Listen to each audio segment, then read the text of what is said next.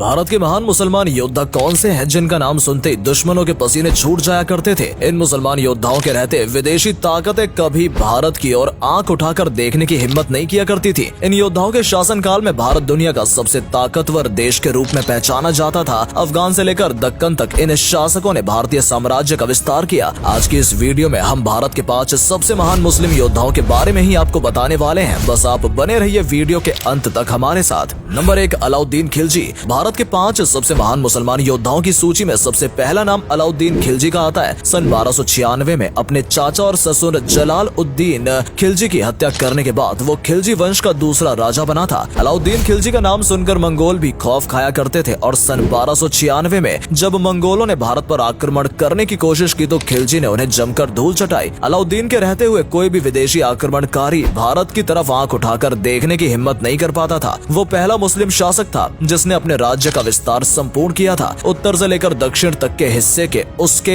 अपने साम्राज्य में उसने शामिल कर लिया था। गुजरात, रणथंभौर, चित्तौड़, मालवा और दक्कन पर उसने विजय प्राप्त की। अलाउद्दीन खिलजी के पास 5 लाख सैनिकों की आर्मी थी। 60,000 से अधिक घुड़सवार उसकी सेना में शामिल थे। अलाउद्दीन खिलजी ने भारत के कई इकोनॉमिक, सिविल और मिलिट्री रिफॉर्म्स इंट्रोड्यूस कराए। उसने अपने साम्राज्य में महंगाई कम की, साथ ही साथ एक टैक्स सिस्टम शुरू किया जिसका आधुनिक वर्जन ही आज भारत में इस्तेमाल किया जाता है। अलाउद्दीन खिलजी के दरबार में अमीर खुसरो और हसन निजामी उच्च कोटि के विद्वान मौजूद थे। स्थापत्य कला के क्षेत्र में भी अलाउद्दीन खिलजी ने अपना योगदान दिया। दिल्ली सहित देश में उनके कई जगह सराय, मदरसे, महलों और किलों का निर्माण कराया। सन 1316 में बीमारी के चलते उसकी मौत हो गई थी। नंबर 2, बाबर। बाबर को भी भारत के महान मुसलमान योद्धाओं की सूची में शामिल किया जाता है। केवल 20,000 की फौज के साथ बाबर ने भारत पर आक्रमण किया था और फतह हासिल की थी। भारत में मुगल साम्राज्य की नींव बाबर द्वारा रखी गई थी। सन 1526 में पानीपत की पहली लड़ाई में बाबर इब्राहिम लोदी को हरा देता है और दिल्ली के तख्त पर कब्जा कर लेता है। वो अपने साथ कई विशाल तोपें और बारूद लेकर भारत आया था जिसके आगे इब्राहिम लोदी की सेना टिक नहीं पाई। इसके बाद बाबर को भारत का मौसम और यहाँ का वातावरण इतना पसंद आया कि उसने यहीं पर रहने का मन बना लिया। बाबर एक दरिया दिली वाला इंसान माना जाता था। कहा जाता है कि 1526 में पानीपत के युद्ध में जीत हासिल करने के बाद बाबर ने लूटा हुआ सारा धन सैनिकों में बंटवा दिया था। बाबर की दरियादिली देखकर लोगों ने उसे कलंदर का नाम दिया था। सन 1527 में बाबर ने राणा सांगा को और 1528 में चंदेल के राजाओं को भी परास्त कर दिया था।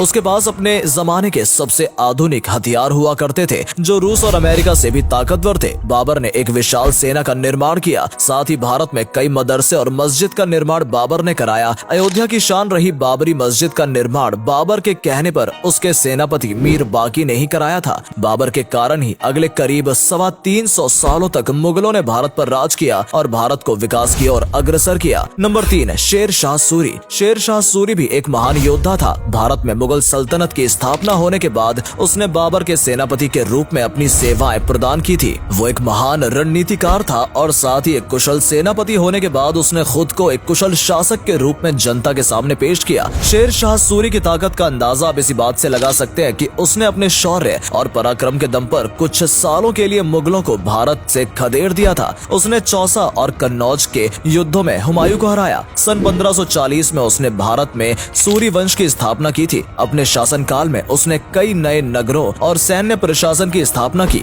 बेहतर शासन व्यवस्था के लिए उसने केंद्रीय शासन को 5 विभागों में बांट दिया था। शेर शाह सूरी ने अपने गुप्तचर भारत के कोने कोने में तैनात कर रखे थे जिससे हर जगह की खबर उसे आसानी से मिल सके। भारत में सबसे पहले रुपये का इस्तेमाल शेर शाह सूरी ने शुरू किया था। उसने भारत में डाक व्यवस्था की शुरुआत कराई। साथ ही अफगानिस्तान में काबुल से लेकर बांग्लादेश के चटगांव तक ग्रैंड ट्रंक रोड का निर्माण कराया जिसे भारत का पहला हाईवे भी कहा जाता है। उसने देश में कई स्कूल भी बनवाए और साथ ही गरीबों के लिए मुफ्त में लंगर भी खोले गए। इन सबके अलावा भूमि सुधार, सैन्य शक्ति को मजबूत करना और व्यापार को बढ़ावा देना सहित अनेकों कार्य शेर शाह सूरी ने कराए। लेकिन 1556 में पानीपत के युद्ध, दूसरे युद्ध में हुमायूं विजयी हो जाता है और भारत में एक बार फिर मुगल सल्तनत की शुरुआत हो जाती है। नंबर 4, औरंगजेब। औरंगजेब को सबसे महान मुसलमान बादशाह माना जाता है। हालांकि इतिहासकारों ने औरंगजेब से अधिक तवज्जो अकबर और शाहजहां जैसे शासकों को दी है, लेकिन औरंगजेब उन सबसे अधिक ताकतवर और शक्तिशाली था। 49 सालों तक यानी करीब आधी शताब्दी तक उसने भारतीय उपमहाद्वीप पर कब्जा किया और अपने साम्राज्य का विस्तार किया। उसके शासनकाल में भारत की सीमाएं सियाचिन, कैलाश पर्वत और अफगानिस्तान पाकिस्तान तक पहुंच गई थी। वो एक महान योद्धा था, साथ ही उसकी बनाई रणनीतियां अचूक मानी जाती थी। औरंगजेब ने अपने शासनकाल में पूरे भारत को मजबूत और अमीर बनाया। दुनिया की कुल 1/4 अर्थव्यवस्था भारत की थी। भारत दुनिया का सबसे अमीर मुल्क उस समय माना जाता था और औरंगजेब को सबसे अमीर बादशाह बताया जाता है। कहा जाता है कि वो निजी खर्च के लिए शाही खजाने का इस्तेमाल नहीं करता था। वो बेहद सादगी और सरल किस्म का व्यक्ति था। अपने हाथों से टोपियां बनाया करता था। अफीम और शराब का सेवन उसे ज्यादा पसंद नहीं था। उसने हिंदुओं पर जजिया कर लगाया था, जो वहीं सभी मुसलमानों पर ज़कात कर भी लगाया था। वो सती प्रथा के भी खिलाफ था। साथ ही दलितों और बेसहारा लोगों की मदद के लिए हमेशा आगे रहता था।